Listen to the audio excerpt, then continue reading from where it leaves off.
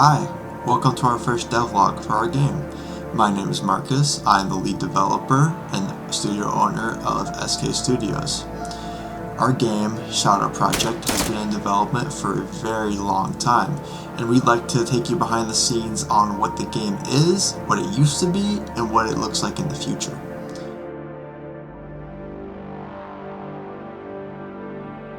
Shadow Project at its core is a narrative-focused horror first-person shooter that takes place in the Cold War.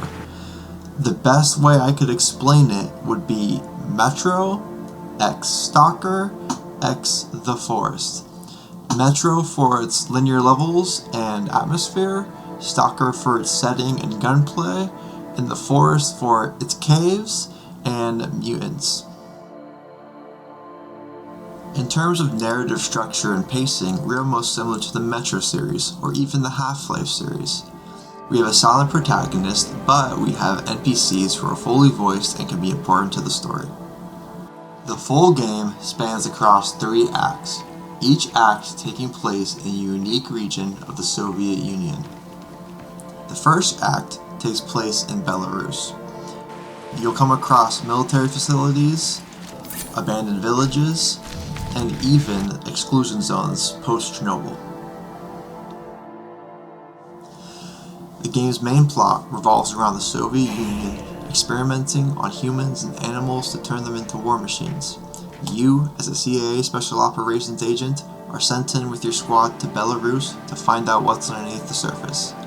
Things are quickly turned on their head to be vague, and the first act is called Before the Storm to signify that.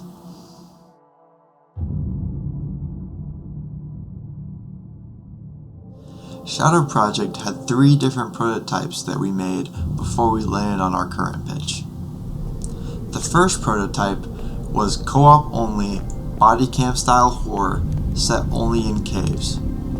It's important to note that all of our prototypes had the same idea of Soviet Union, Cold War, experiment, horror. Those were all found in every single one of our prototypes. The first prototype spent the most time in development out of all the other prototypes. This one was challenging as it was the first prototype to have networking. We didn't network any of the other prototypes. The first prototype eventually ended development due to a skill issue. I, for the life of me, could not program AI that networked. I just couldn't. I was 16 at the time when that prototype was made, so reasonably understandable.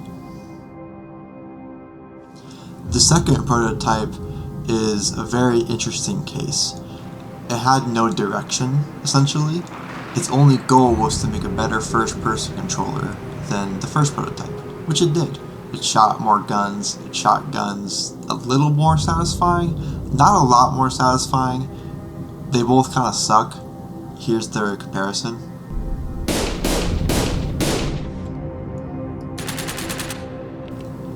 Yeah, so both are pretty awful, I'd say. The second prototype switched between multiple genres. It started as an extraction shooter.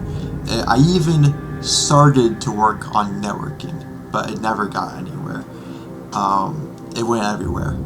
And eventually, 3 months later, after I stopped developing the second prototype, the Holy Grail, the third prototype, the prototype I work in today.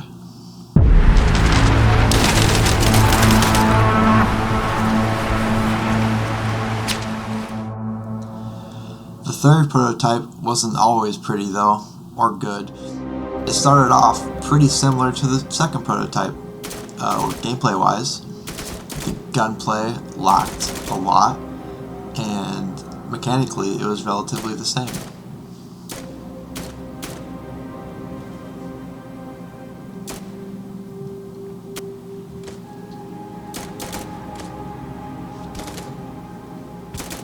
The third prototype, which I'll call the main game now, was relatively slow for the first 3 months. It was mostly focused on gunplay, solids, and it also started as a single-player extraction shooter.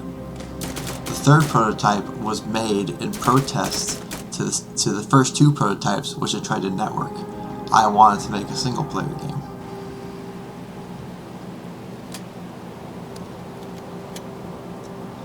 At this point in development, I thought the game was the shit.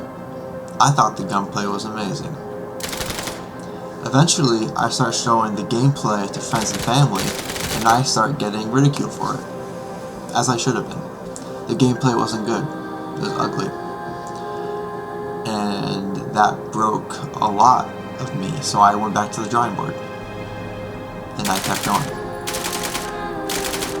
The first level of the main game was remade probably about 4 times until we ended up with where we are right now.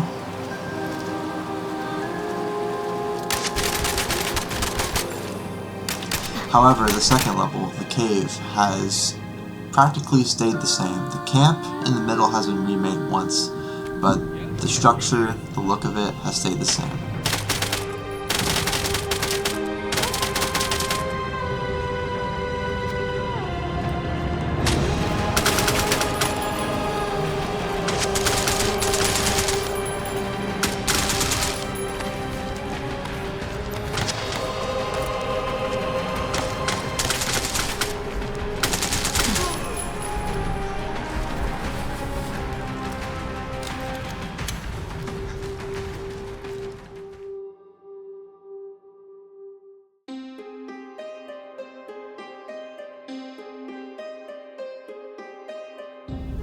Since our demo has been out now for a while, we've now shifted to content production.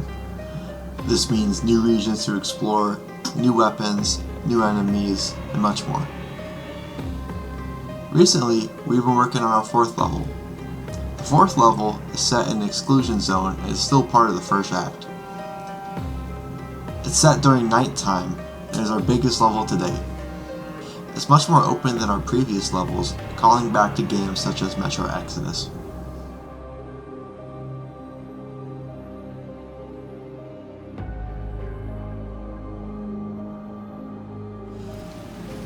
We've also recently added 4 new NPCs/enemies to the game.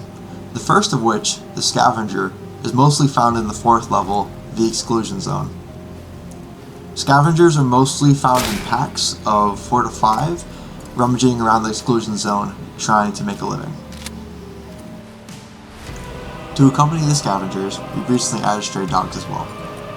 Stray dogs are also found in the 4th level, as in real life they are very common in the Belarus Exclusion Zone. All the dogs are friendly, and they have a great relationship with the Scavengers, something you might not have. I'd also like to highlight one of our new weapons, the SP Dragunov, which has forced our hand into adding scopes into the game.